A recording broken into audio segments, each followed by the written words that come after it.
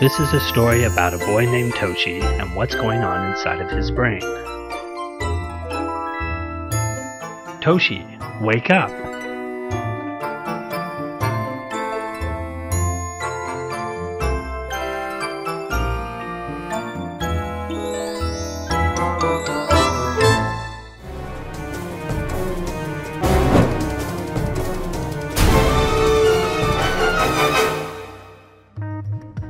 Let's take a look at exactly what's going on inside Toshi's brain when the teacher tells him to wake up. First, his ears receive the auditory signal in the form of sound waves. Next, the auditory signals are processed in the brain's language center, the Wernicke's area. The Wernicke's area is connected to the Broca's area, another of the brain's primary centers of language production, by a neural pathway called the arcuate fasciculus. The language information conveyed through the arcuate fasciculus is processed in the Broca's area. Finally, the words are fully processed and understood as the verbal command within the brain. Oh my god! Toshi's fallen asleep again. I think I'll play a little trick on him.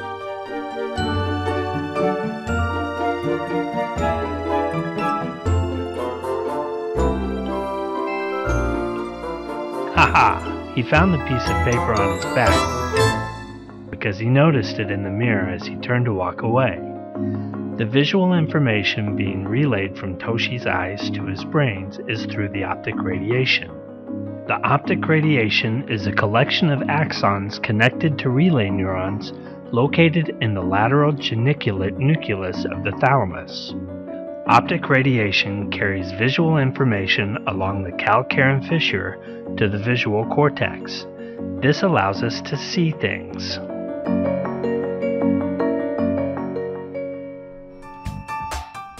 Now Toshi is off on his bike to another class.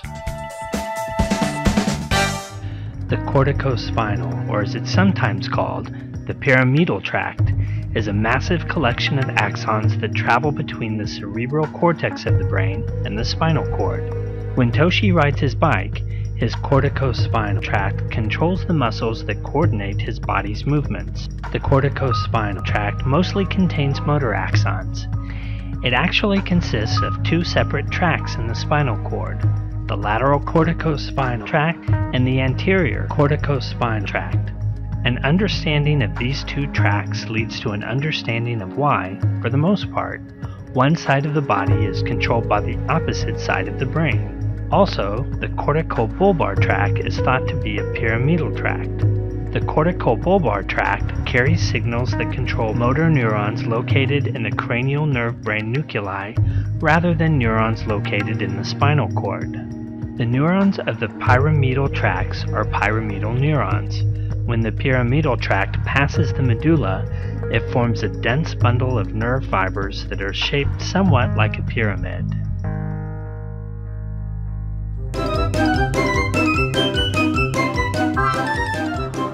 Watch out for the ball!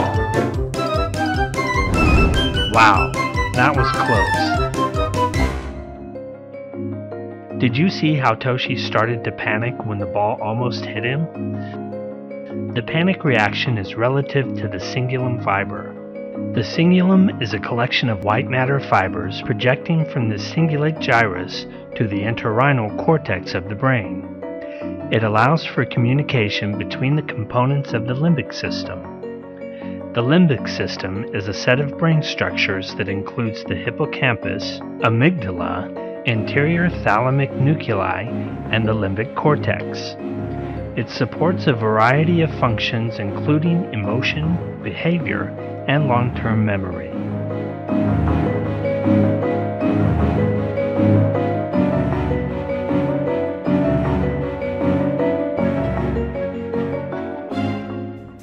Look, Toshi's riding on the grass. That looks like it's really difficult. I hope he doesn't fall off his bike. In order to avoid having an accident, Toshi needs to be more careful when riding his bike down a narrow pathway such as on the grass. This type of coordinated balancing is related to the inferior occipitofrontal fasciculus. What we see here is the inferior occipitofrontal fasciculus. It begins just behind the frontal lobe and moves along the lateral border of the caudate nucleus and on to the mesial aspect of the corona radiatia. Then, its fibers fan out and pass through the occipital and temporal lobes lateral to the posterior and inferior cornu. The brain signal for this type of coordinated balancing movement passes along this fiber network. Thank God Toshi made it to class on time. What? There's a pop quiz today? Oh no! The stria terminalis is another structure of the human brain. It is a band of fibers that run along the lateral margin of the ventricular surface of the thalamus. Serving as a major output pathway for the amygdala, the stria terminalis runs from its corticomedial division to the ventral medial nucleus of the hypothalamus. The stria terminalis covers the thiolastrimate vein, marking a line of separation between the thalamus and the caudate nucleus as viewed from the superior aspect. The stria terminalis extends from the region of the intraventicular foramen to the temporal horn of the lateral ventricle, carrying fibers from the amygdala to the septal nuclei, hypothalamus, and thalamic areas of the brain. It also carries fibers projecting from these areas back to the amygdala and is responsible for anxiety and stress responses which might be triggered by, for example, an unexpected pop quiz. The stria terminalis also appears to be involved in gender identification. What's the topic for today's class, you ask? It's the corpus callosum, of course. Today I'll be talking about one of the most important parts of the brain. You already know that the brain is made up of two hemispheres, the right hemisphere and the left hemisphere.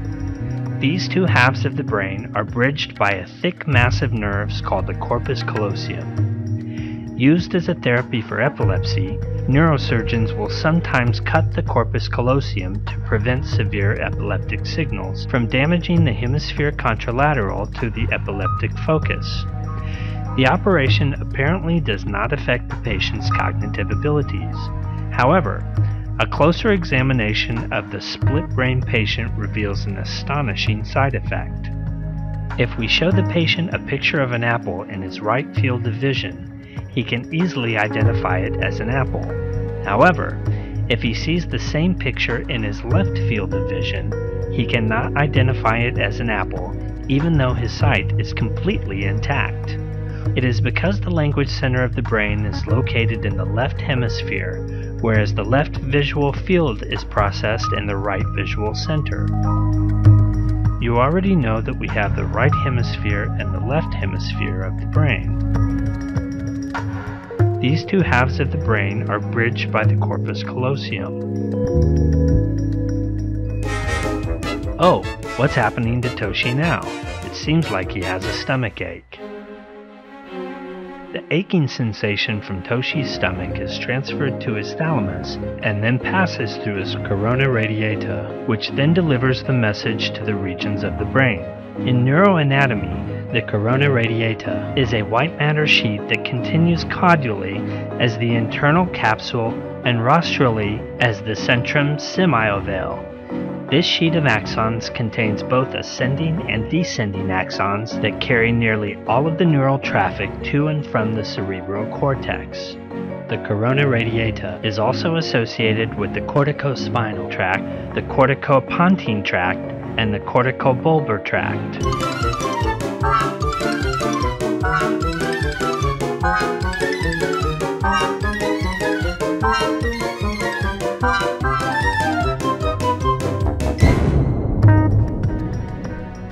Since Toshi has gone to the bathroom, we must end our movie now. Using the image reconstruction techniques developed by our lab, we can see the bundles of neuron fibers that are distributed throughout the human brain and learn how they perform their individual functions.